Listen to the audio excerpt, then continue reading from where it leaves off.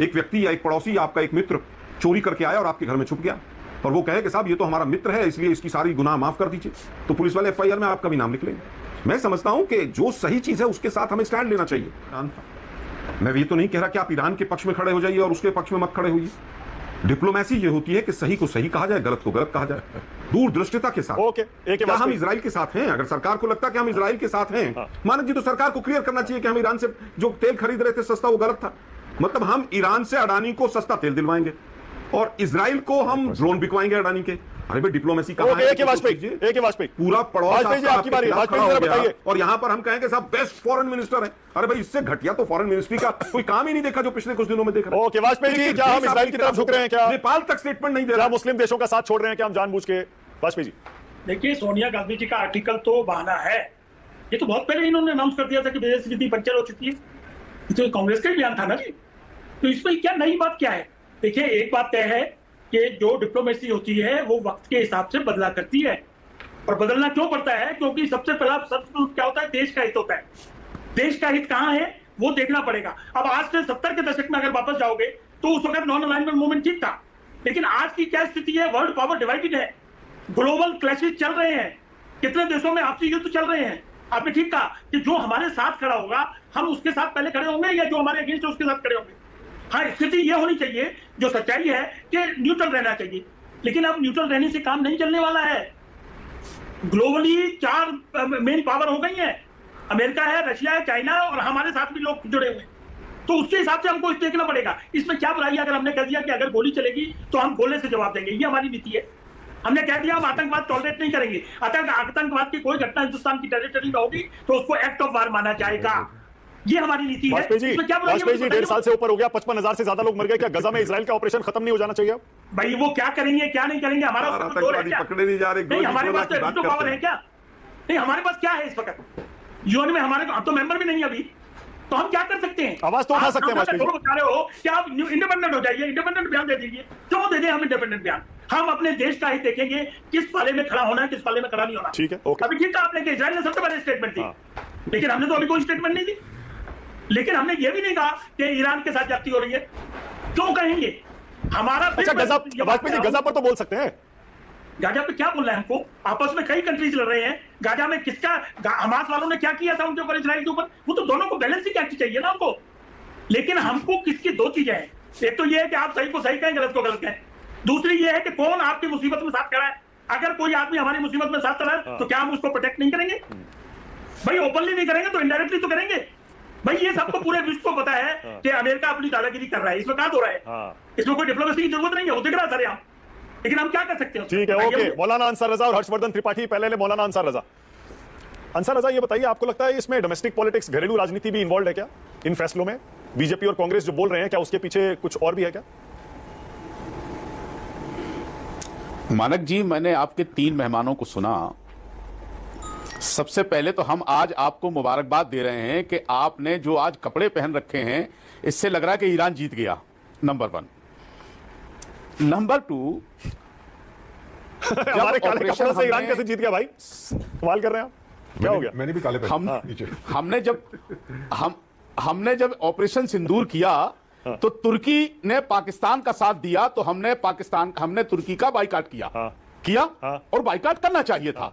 लेकिन अमेरिका ने कहा आई लव यू पाकिस्तान, और उसको बुला करके वो वहां के गोश्तखोर को, जिसका नाम मुनीर है, उस गोश्तखोर को अपनी टेबल पे बिठा के बिरयानी खिला रहे हैं। तो बताओ, हम अमेरिका का बाइकाट करना चाहिए कि नहीं करना चाहिए? नंबर 1, सोनिया गांधी मोहतरमा ने जो बात कही है वो एक ऐसी वॉइस है कि जो पूरी दुनिया में जानी चाहिए। भाजपा अब तक अपना स्टैंड क्लियर नहीं कर पाई, उसकी क्या वजह है? कोई भाजपा, अगर हिंदू मुसलमान हो रहा होता तो भाजपा के 6 प्रवक्ता चैनलों पे बैठ के सीना कूट रहे होते। और आज विदेश पॉलिसी पर कोई भाजपा का प्रवक्ता नहीं आ रहा। वाजपेयी जैसे सीधे साधे आदमी को लाके खड़ा कर दिया कि वाजपेयी साहब आप जाकर के लड़िए, चूंकि आप अलायंस से हमारे, अब आपको तो बचाना ही पड़ेगा बीजेपी को। अरे बीजेपी को यही लोग बचाए हुए हैं, वरना अब तक बीजेपी का कुछ बचा नहीं है, ये अलायंस ही बचाए हुए हैं। अब जहां तक सवाल है ईरान का, देखिए, ईरान हार मानने वाला नहीं है। जाने जो दोनों तरफ जा रही हैं वो गलत जा रही हैं। दुख सबको होना चाहिए, चाहे यहां के मारे जाएं या वहां के मारे जाएं, लेकिन उस आदमी ने जिसका नाम सैयद खुमैनी नहीं है, कल से परसों से सारे चैनल वाले खुमैनी खुमैनी कर रहे हैं। खुमैनी साहब नहीं है, वो खामिनेई है।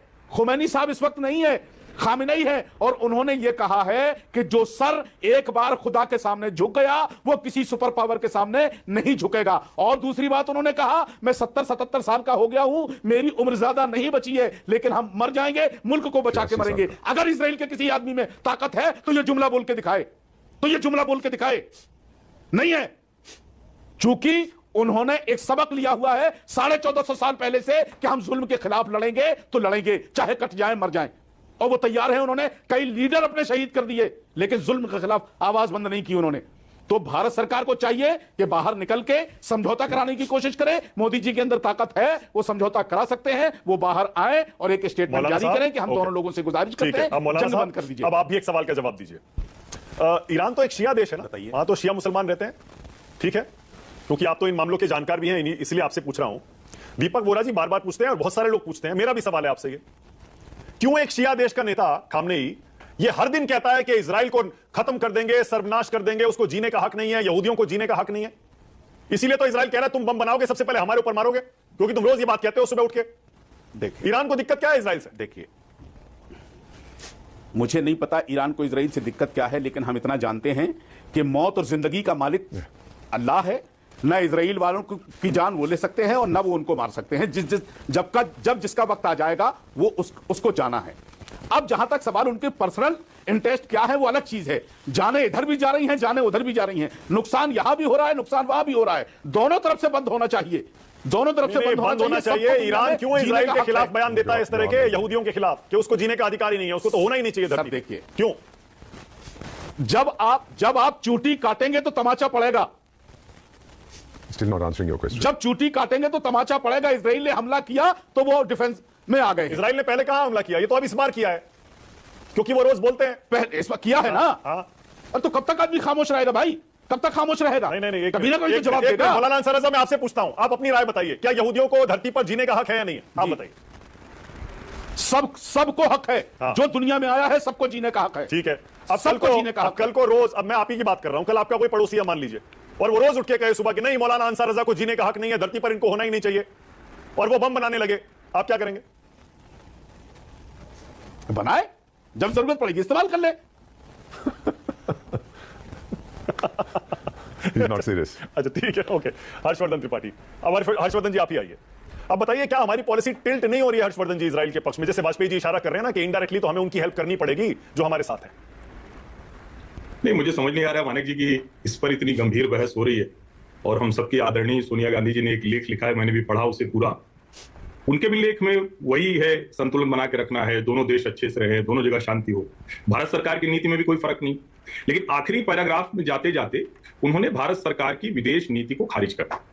आज तक के स्वतंत्र भारत के इतिहास में कभी ऐसा नहीं हुआ कि कोई विपक्षी नेता भारत की विदेश नीति को इस तरह से कंडेम करे। मुझे ध्यान में नहीं आ रहा है, अगर आप लोगों में से किसी को आए तो उदाहरण सहित बताइएगा। नंबर तो ये मुझे जहां तक याद आ रहा है, ये दूसरा लेख है श्रीमती सोनिया गांधी जी का। इससे पहले भी उन्होंने गाजा पर ही लिखा था, और प्रियंका जी ने 1 दर्जन से अधिक ट्वीट सिर्फ गाजा पर किए, फिलिस्तीन का झोला लेकर आई। कोई लेख आपको बांग्लादेशी हिंदुओं पर भी आया हो तो मुझे जरा, आप तो सब बहुत जानकारी रखते हैं मानव जी, तो अपनी टीम से कहिएगा शो खत्म होते तक वो वाला लेख भी बड़ा बड़ा इस स्क्रीन पर दिखा देंगे, जिससे लोगों को पता चल जाए। तीसरी महत्वपूर्ण बात, आप इतने जानकार एंकर हैं, फिर भी बार बार आप सवाल पूछ रहे हैं भारत के साथ कौन सा देश खड़ा हुआ? अमेरिका, ब्रिटेन, इजराइल, यूरोपीय यूनियन का तो साझा बयान आया था, श्रीलंका, मालदीव, यानी कोई ऐसा देश नहीं था जो भारत के साथ सामने नहीं आया। खड़ा होने का मतलब क्या हुआ? तो क्या चीन पाकिस्तान के साथ लड़ने गया था? क्या नहीं आया ना। हमने उसके आतंकवादी ठिकाने नष्ट कर दिए, एयरबेस नष्ट कर दिए, कहां आप आया चीन?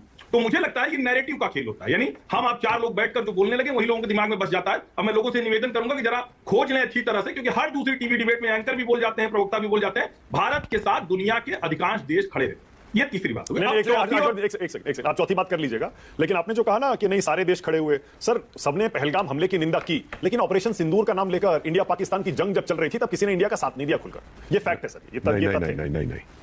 किसी देश की जंग में कोई दूसरा देश साथ देता हो, मुझे उसके कुछ उदाहरण गिना दीजिए। रशिया यूक्रेन हो रहा है, आप बताइए कौन कौन किसके साथ खड़ा है। मतलब ये डिप्लोमेसी में कमाल हो गया। भारत में लोग इतना हल्का दिखा रहे हैं, मतलब सचमुच कौन सा देश के साथ खड़े होंगे। हर्षवर्धन जी, सुन लीजिए, नहीं एक सेकंड, आपने कोई रशिया यूक्रेन का जिक्र किया ना? नहीं आप बोलिएगा। अच्छा ठीक है, मैं बस ये कह रहा हूं, रशिया यूक्रेन का आपने जिक्र किया। रशिया यूक्रेन एक अलग तरह की वॉर है। सबको पता है कि यूक्रेन के पीछे पूरा यूरोप खड़ा है, हथियार भी दे रहा है, पैसा भी दे रहा है, पूरा यूएस खड़ा है, और रशिया के पीछे कौन है आप जानते हैं। वो सब वो अलग तरह की वॉर, शायद वो उदाहरण यहां फिट नहीं होता। नहीं, मैं इसलिए कह रहा हूं उदाहरण फिट होता है कि सारे नेटो कंट्रीज, अमेरिका खड़ा है, उसके बाद भी कोई उसके साथ लड़ नहीं रहा, बेचारा वो पिट रहा है, ध्वस्त वो हो रहा है, हथियार दे रहा, तो वो तो सब काम करते हैं। वो तो जिसके पास भी ताकत होगी वो हथियार देगा, और यही दुनिया का खेल है। तो तीन बातें मेरी हो गई, आपके दर्शकों को तीनों बातें अच्छे समझ में आ गई होगी। बहुत भ्रम फैलाया गया, इसलिए जरूरी था तीन। अब चौथी पर आ जाते हैं। भारत सरकार की नीति क्या है।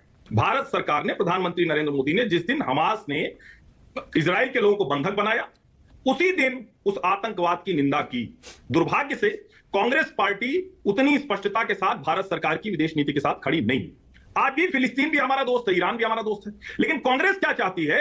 कांग्रेस चाहती है कि एक देश के साथ खड़े होकर हम अपनी विदेश नीति को खत्म कर लें। ऐसा मतलब जिसको कहने कि ऐसा नासमझ विपक्ष हमने कभी नहीं देखा। कभी विपक्ष ने यह नहीं किया कि भारत सरकार को कहेगा अच्छा तुम एक देश के साथ खड़े हो जाओ। और क्या हमारी बेसिक पॉलिसी क्या है।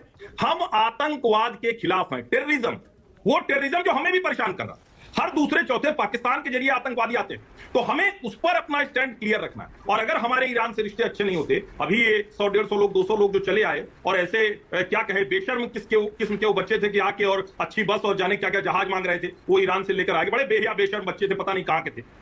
ये मतलब देश में ऐसा नैरेटिव कैसे चल रहा है। इजराइल हमारे साथ हर हाल में खड़ा है, फिर भी हम उसके साथ खुलकर नहीं खड़े होते। हम अपनी डिप्लोमेसी देखते हैं।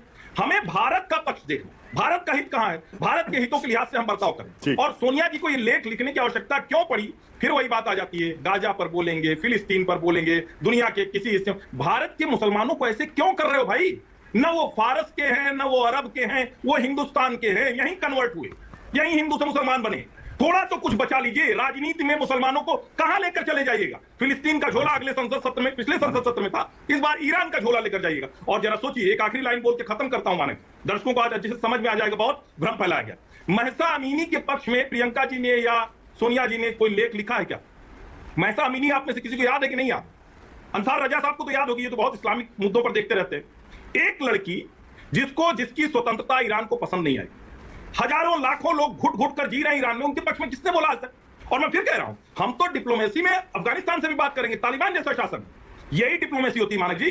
ये डिप्लोमेसी नहीं होती कि हम ब्लैक एंड व्हाइट कर लिया हमने इस पार्टी में। आलोक शर्मा आपका जवाब दे रहे हैं। आलोक जी बोलिए, क्या कहना चाह रहे हैं, बोलिए। देखिए मुझे लगता है कि बहुत अच्छी बातें यहां पर निकल के आई हैं, और हथकड़ियां और बेड़ियां लगाकर जिस देश के युवाओं को अमेरिका ने भेजा, हमारे फॉरेन मिनिस्टर और डिप्लोमेसी सोती रही। अमेरिका के एम्बेसडर जो हमारे हैं अमेरिका में, उनके मुंह से भी एक शब्द नहीं निकला।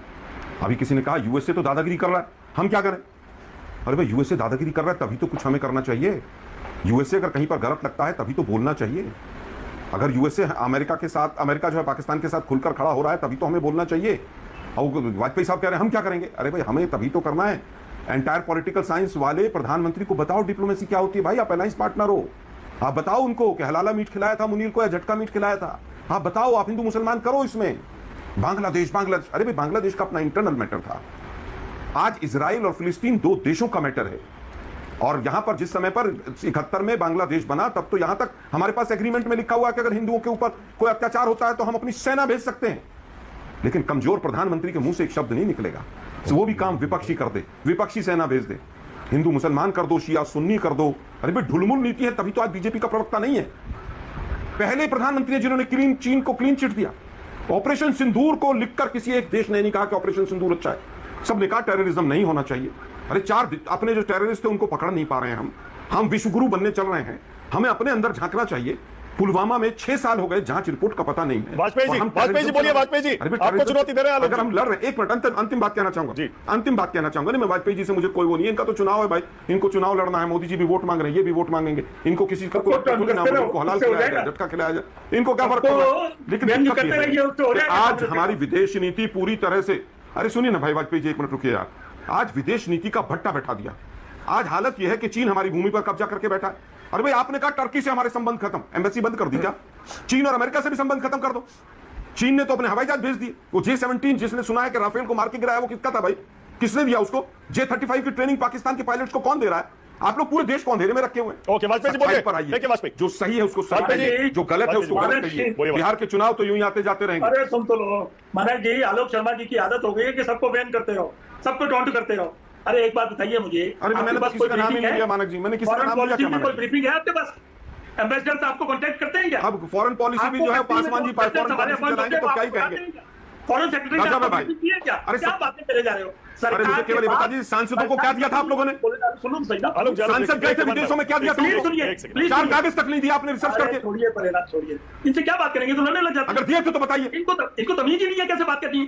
रुकिए ना थोड़ा सा, सुनिए फिर बात जवाब अरे दीजिए। तमीज आप लोगों को नहीं, मैं पूछ रहा हूँ अरे कि भाई, फॉरेन आप तो लड़के आपने आते हो। सांसद भेजे क्या टैक्सपेयर्स के पैसे से, आपने अरे कौन से यार, कागज उनको आलोक जी, दिए? आलोक जी, वन बाय वन, बताइए जरा कौन से कागज दिए थे उनको? ये कुछ भी कहते हैं और दूसरा कुछ कहते हैं, आप उससे किसी को लड़ते बदतमीज हैं। कहलवाएंगे मानक जी अपने शो में? अरे तो आपने चुप क्यों रहिए इस बदतमीज को। क्यों आप मैंने कोई तंज नहीं कसा, मैंने आपके ऊपर कोई नाम नहीं लिया। ओके, ऑलराइट, आलोक जी रुकिए ना, एक एक करके प्लीज, आपको सबने सुना, आलोक जी प्लीज सुनिए ना जरा। वाजपेयी जी भाई कंप्लीट। मेरा ये टेस्ट नहीं है, मैंने आपने कह दिया, मैंने उसको जवाब देने की कोशिश कर रहा हूँ, आप उसमें बीच में कूद रहे, क्यों कूद रहे भाई? देखिए मेरा सिंपल कहना है, हथकड़ियां लगा के बच्चे आ रहे हैं यहाँ पर बैठ कर बोलने पड़ रहे हैं। फिर बोले जा रहे हाँ हैं वाजपेयी जी, कंप्लीट करिए वाजपेयी, बोलिए।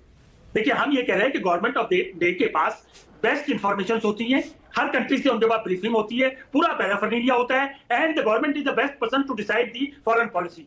किसके साथ खड़ा होना है, किसके साथ नहीं होना, किसकी दादागिरी है, उसको कैसे टैकल करना है। अब यही मोदी जी ने मना कर दिया ना कि मैं नहीं आऊंगा। We know how to deal with them. ये कौन है जो हमको सब सिखलाएंगे? मैंने पहले कहा कि 1970 का दशक और आज का माहौल में जमीन आसमान का फर्क। ये अभी भी वहीं खड़े हुए हैं, हम वहां नहीं खड़े हुए, ठीक है, हम आतंकवाद से लड़ रहे हैं। Please understand. Okay, okay, Maulana Ansar Raza 30 seconds, Ansar रजा कुछ कहना चाह रहे हैं, 30 सेकंड। पहले है, सर्वप्रथम देश है, अंसार रजा 30 सेकंड्स। कंट्री और घुसके मारने वाले लोग हैं, ये आपके फ्रेजेस से काम नहीं चलेगा।